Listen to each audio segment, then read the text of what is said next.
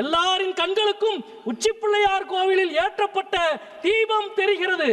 ஆனால் உங்கள் கண்களுக்கு தர்கா மட்டும்தான் தெரிகிறது. மக்களுக்கு தேவை பக்தி, உங்களின் தேவை பகை. वंदे मातरम की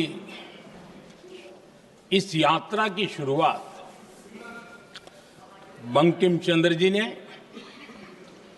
1875 में की थी और गीत ऐसे समय लिखा गया था जब 1857 के स्वातंत्र संग्राम के बाद अंग्रेज सल्तनत बौखलाई हुई थी, भारत पर भांति भांति के दबाव डाल रही थी, भांति भांति के जुल्म कर रही थी और भारत के लोगों को मजबूर किया जा रहा था अंग्रेजों के द्वारा।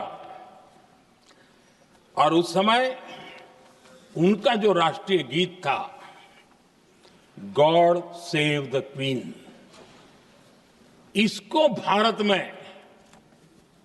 घर घर पहुंचाने का एक षड्यंत्र चल रहा था।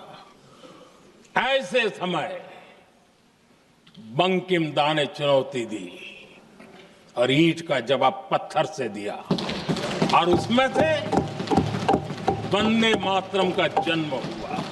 பிரதமர் அவர்களே குறிப்பிட்டதைப் போல வந்தே மாதரம் என்ற இந்த முழக்கம் இந்திய விடுதலை போராட்டத்திற்கு ஆன்மாவாக அமைந்தது என்று குறிப்பிட்டார். உண்மைதான்.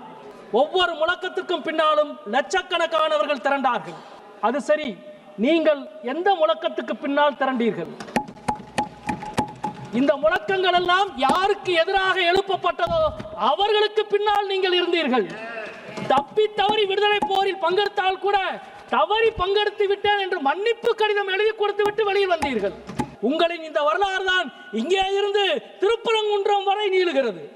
எல்லாரின் கண்களுக்கும் உச்சிப்பிள்ளையார் கோவிலில் ஏற்றப்பட்ட தீபம் தெரிகிறது. ஆனால் உங்கள் கண்களுக்கு தர்கா மட்டும்தான் தெரிகிறது. மக்களுக்கு தேவை பக்தி, உங்களின் தேவை பகை. எல்லோருக்கும் தேவை ஆன்மீகம், ஆனால் உங்களுக்கு தேவை கலவரம். சுப்பிரமணிய பாரதி தான் வந்தே மாதரம் பாடலை 1908ஆம் ஆண்டு தமிழிலே மொழிபெயர்த்தார்.